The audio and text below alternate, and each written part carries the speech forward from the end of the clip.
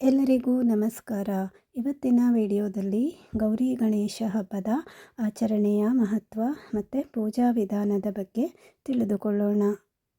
ಎಲ್ಲರಿಗೂ ಗೌರಿ ಗಣೇಶ ಹಬ್ಬದ ಶುಭಾಶಯಗಳು. ಗೌರಿ ಹಬ್ಬ ಅಂತ ಅಂದರೆ ಮಹಿಳೆಯರಿಗಂತೂ ತುಂಬಾ ವಿಶೇಷವಾಗಿ ಇರುತ್ತೆ. ಈ ಹಬ್ಬ ತುಂಬಾ ಭಕ್ತಿ ಭಾವದಿಂದ ಈ ಹಬ್ಬವನ್ನು ಆಚರಿಸುತ್ತಾರೆ. ಈ ಗೌರಿ ಹಬ್ಬವನ್ನು ಗಣೇಶ ಚತುರ್ಥಿಯ ಮೊದಲನೆಯ ದಿನ ಈ ಗೌರಿ ಹಬ್ಬವನ್ನು ಆಚರಣೆ ಮಾಡುತ್ತಾರೆ. ಈ ಗೌರಿ ಹಬ್ಬವನ್ನು ಮಹಿಳೆಯರು ಯಾಕೆ ಅಷ್ಟು ವಿಶೇಷವಾಗಿ ಇದನ್ನು ಆಚರಿಸುತ್ತಾರೆ ಅಂತ ನೋಡುವುದಾದರೆ, ಕುಟುಂಬದ ಆರೋಗ್ಯ, ಐಶ್ವರ್ಯ, ಶಾಂತಿ ಮತ್ತು ಸಂತಾನ ಭಾಗ್ಯಕ್ಕಾಗಿ ಈ ವ್ರತವನ್ನು ಆಚರಿಸುತ್ತಾರೆ. ಗೌರಿ ಹಬ್ಬವನ್ನು ಆಚರಿಸುವ ವಿಧಾನ: ಮುಂಜಾನೆ ಎದ್ದು ಸ್ನಾನ ಮಾಡಿ ಮಡಿಬಟ್ಟೆಯನ್ನು ಧರಿಸಿ ಮನೆಯನ್ನು ಶುಚಿ ಮಾಡಿ ಹೂವು ಮತ್ತು ಮಾವಿನ ಎಲೆಗಳಿಂದ ಸಿಂಗರಿಸುತ್ತಾರೆ. ನಂತರ ಗೌರಿಯ ಮೂರ್ತಿಯನ್ನು ತಂದು ಅದನ್ನು ಅಲಂಕಾರ ಮಾಡಿ ಪ್ರತಿಷ್ಠಾಪಿಸಲಾಗುತ್ತದೆ. ನಂತರ ಗೌರಿ ಮೂರ್ತಿಯನ್ನು ಹೂವು ಹಾರಗಳಿಂದ ಅಲಂಕಾರ ಮಾಡಿ ಕುಂಕುಮವನ್ನು ಹಚ್ಚಿ ಅದನ್ನು ತುಂಬ ವಿಜೃಂಭಣೆಯಿಂದ ಅಲಂಕಾರವನ್ನು ಮಾಡುತ್ತಾರೆ. ನಂತರ 10 ಬಗೆಯ ಹಣ್ಣು, ಕರಿದ ತಿನಿಸುಗಳು ಇವನ್ನೆಲ್ಲ ನೈವೇದ್ಯಕ್ಕಾಗಿ ರೆಡಿ ಮಾಡುತ್ತಾರೆ.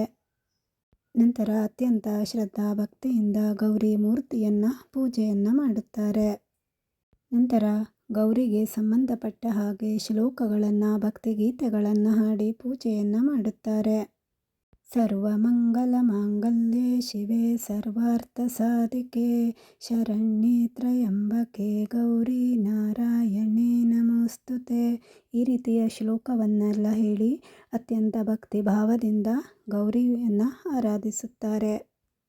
ನಂತರ ದೇವಿಯ ಹತ್ತಿರ ಈ ರೀತಿ ಪ್ರಾರ್ಥನೆಯನ್ನು ಮಾಡುತ್ತಾರೆ. ಶರ್ವಾಣಿ ಶರ್ವಜನನಿ ಶರ್ವರೂಪ ಶಶಿಪ್ರಭಾ ಮಮಾಭೀಷ್ಟಂ ಸದುತ್ಪನ್ನಂ ಸಿದ್ಧಿಂ ಮೇ ದೇಹಿ ಪಾರ್ವತಿ. ಅಂದರೆ ಈ ಶ್ಲೋಕದ ಅರ್ಥ: ಶಿವನ ಪತ್ನಿ, ಎಲ್ಲರ ತಾಯಿ, ಚಂದ್ರನಂತೆ ಪ್ರಕಾಶಿಸುವ ಪಾರ್ವತೀ ದೇವಿ, ನಿನ್ನ ಆಶಿಸಿದ ವ್ರತ ಫಲವನ್ನು ಅನುಗ್ರಹಿಸು ಎಂದು ಕೊನೆಯಲ್ಲಿ ಈ ಮಂಗಳ ಶ್ಲೋಕವನ್ನು ಹಾಡುತ್ತಾರೆ. ನಂತರ ಗೌರಿ ಮೂರ್ತಿಗೆ ಆರತಿಯನ್ನು ಮಾಡಿ ನೈವೇದ್ಯವನ್ನು ಮಾಡಿ ನೆರೆದಿರುವ ಮುತ್ತೈದೆಯರಿಗೆ ಬಾಗಿನವನ್ನು ನೀಡುತ್ತಾರೆ.